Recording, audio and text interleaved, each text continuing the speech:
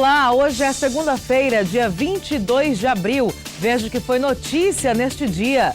Crianças são encaminhadas para educandário após serem abandonadas. Baixa procura da vacina contra a gripe preocupa a Secretaria de Saúde. Rio Acre registra a menor cota dos últimos 3 anos para o período. Expedição Cruzeiro do Sul. Aventureiros cortam os céus da Amazônia em paramotor. Essas e outras notícias você confere a partir de agora aqui no Gazeta em Manchete.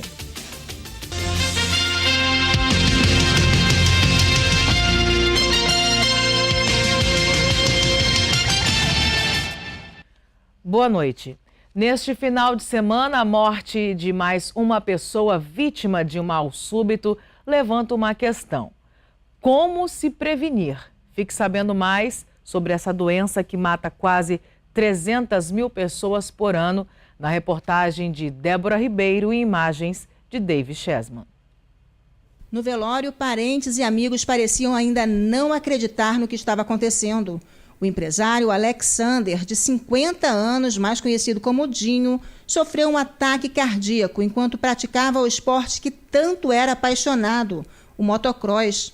Ao lado do caixão, a moto, o capacete e a bota que ele costumava usar durante os treinos e competições. O Dinho era um cara de personalidade forte, sempre esbanjava saúde, um cara que treinava, cuidava da família, viveu para a família. A única coisa, o único vício que ele tinha era o esporte, que era o motocross. Ele era apaixonado por isso. É uma pessoa muito alegre, entendeu? Trabalhador. Não tem pessoa que se iguala à personalidade do nosso amigo Dinho, entendeu? É muito sadio, entendeu? É lamentável. Alexander participava de um treino nessa pista de motocross quando durante a segunda volta teria encostado a moto em um barranco. Segundo testemunhas, ele apoiou a cabeça no guidão da moto e não resistiu. Foi aí que os amigos prestaram os primeiros atendimentos e levaram imediatamente Alex para o pronto-socorro de Rio Branco. Mas o ataque foi fulminante e os médicos não conseguiram resposta com a reanimação cardiopulmonar. O caso nos levou até o consultório desse cardiologista. Dr. Tiago Santos define a morte súbita como uma verdadeira fatalidade. Casos como o do empresário Alex não são raros e dificilmente podem ser evitados. A prevenção, por meio de consultas regulares, por mais que os exames não acusem nenhum tipo de problema, ajuda a controlar os fatores de risco. Mas em muitas situações, o primeiro sintoma da doença já é a morte súbita. Normalmente a morte súbita acontece em pacientes que não sentem absolutamente nada, são assintomáticos, rígidos, né? Tem até fatores de riscos anteriores, tá? E o que é o mais grave? Que às vezes esse paciente já tinha uma doença cardíaca, né? Que não sentia nenhum sintoma e o primeiro sintoma que apareceu foi já uma parada cardíaca. Por isso que é importante a avaliação mesmo sem ter sintomas, né, da população em geral, para poder identificar algum fator desse tipo. Da teoria à prática, o Dr. Tiago agora vai explicar para a gente, passo a passo, como fazer uma massagem cardíaca que pode salvar uma vida. Sim, o mais importante num quadro de morte súbita, né, é identificar que o paciente que perdeu a consciência pode estar em parada cardíaca. Então, você na rua, vamos falar de uma maneira em geral para a população leiga, que não é da área da saúde. Então, identificou alguém sem consciência, está desmaiado, a primeira coisa é você identificar se essa pessoa responde ou não, tá? Então, você vai chegar aonde ele esteja deitado, colocar ele deitado de peito para cima e solicitar pelo paciente, pela pessoa, né? Moço, senhor, qual é o seu nome? Responda para mim, por favor. Se a pessoa não responder, na teoria, para a população em geral, aquela pessoa está provavelmente numa parada cardíaca. E imediatamente iniciar a massagem cardíaca, né? A massagem cardíaca deve ser feita da seguinte forma. Você deve estar sempre numa região mais alta do que o paciente. Você vai apertar numa região que compreende entre os dois, a região do peito do paciente, dos dois mamilos, aqui no meio do externo, que é esse osso aqui no meio. Junte as suas duas mãos, tá? Com essa região da mão, você vai comprimir o tórax da pessoa. E quantas vezes, doutor, eu tenho que manter esse movimento? Você deve manter esse movimento numa frequência de 100 movimentos por minuto. Esse é o movimento adequado que pode salvar a vida dessa pessoa. Gesto simples, mas que requer um pouquinho de conhecimento. Sim, requer um conhecimento básico, que hoje a gente chama de suporte básico de vida, e que quem puder, hoje, o ideal é que tivesse medidas públicas, né, para poder ensinar isso à população de uma maneira geral, pelo menos públicos-alvos, para poder ter um socorro adequado à população. Ou e quem puder querer aprender, hoje já tem cursos ensinando de como é que se faz um suporte básico de vida e ensina uma massagem cardíaca. Importantes orientações. 4 crianças entre 1 e 7 anos foram levadas para o educandário Santa Margarida na noite de ontem. Segundo os vizinhos, a mãe simplesmente sumiu e deixou as crianças sozinhas em casa. Uma mãe, se é que dá para chamar de mãe, saiu de casa durante 2 dias e deixou 4 filhos menores de idade, sem ninguém para cuidar. São crianças com idade de 4, 3, 1 e 7 anos. Eles, para não passar fome, tiveram que pedir ajuda dos vizinhos, até que um dos moradores lá do bairro Montanhês, onde as crianças moravam, acionou a Polícia Militar do 5º Batalhão. E neste domingo à noite foram até o local e encontraram as crianças com muita fome e bem sujos. Então, os policiais trouxeram as crianças aqui para o educandário Santa Margarida, onde eles estão sendo cuidados, já tomaram banho, já estão sendo servida aí a refeição para eles. Nós conversamos com os funcionários aqui do educandário que não quiseram gravar a entrevista, mas eles disseram que as crianças já estão sendo cuidadas. É um fato lamentável, a mãe ainda não foi identificada pela polícia.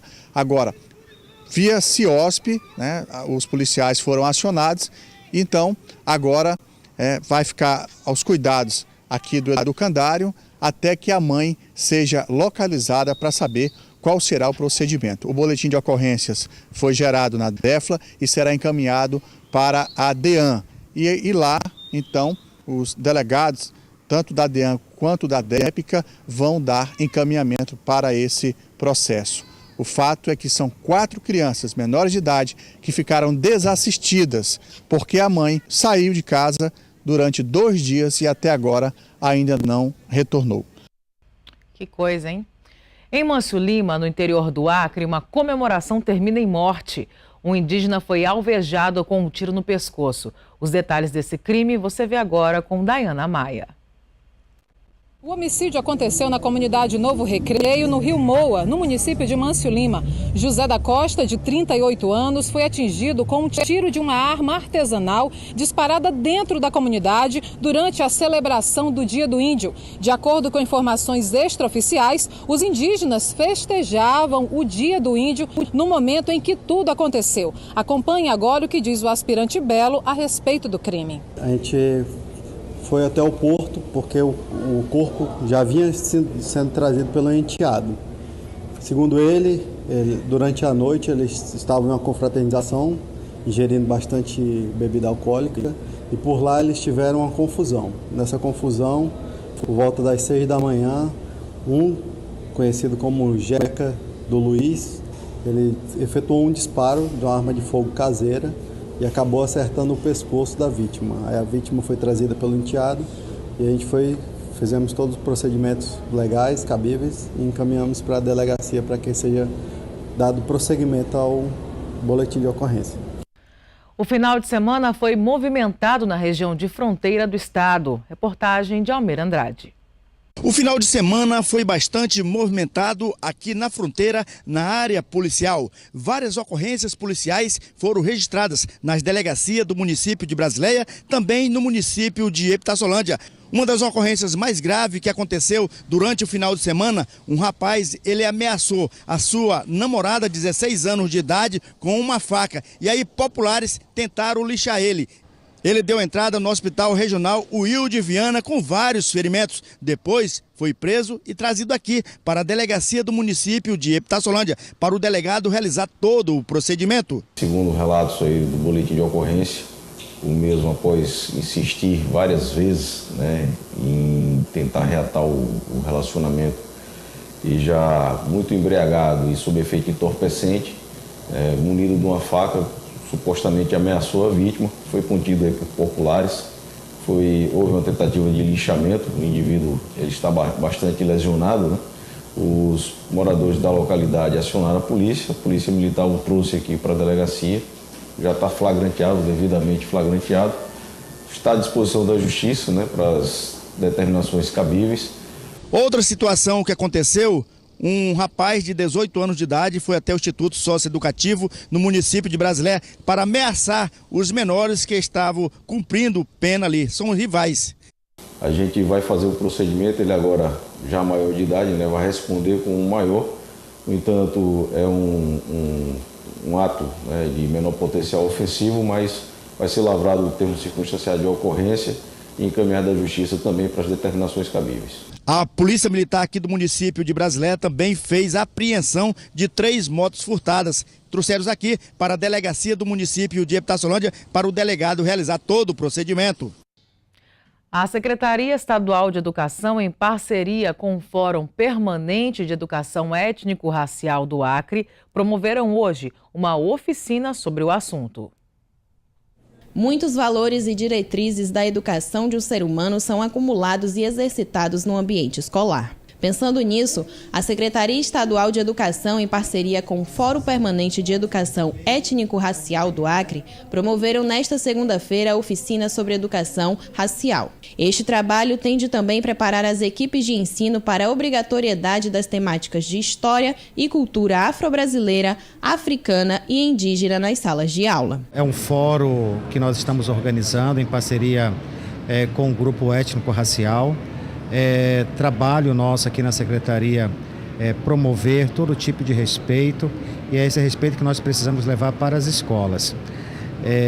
Os nossos alunos precisam ser bem formados, sobretudo no campo da dignidade, da tolerância, né, a todo tipo de diversidade que devem existir e que a gente respeita, né, para que elas também permaneçam dentro das nossas escolas. Centenas de profissionais estiveram participando desta oficina, que contou com a realização de algumas palestras. Nós vimos a necessidade de estar realizando esse trabalho em parceria com o Fórum, porque nós estamos vivendo um momento ímpar, não é? Que é a revisão dos currículos, né, e a construção dos conteúdos programáticos que serão implementados na rede a partir de 2020.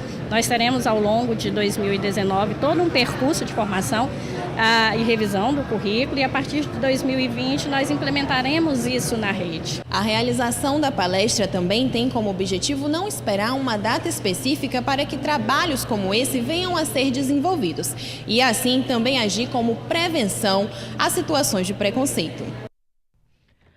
Veja a seguir no Gazeta e Manchete: Colégio Militar Tiradentes realiza uma programação especial de boas-vindas para os novos alunos. E veja também, vacinação contra a gripe tem baixa procura e isso preocupa a Secretaria de Saúde. O intervalo é rapidinho, eu já volto.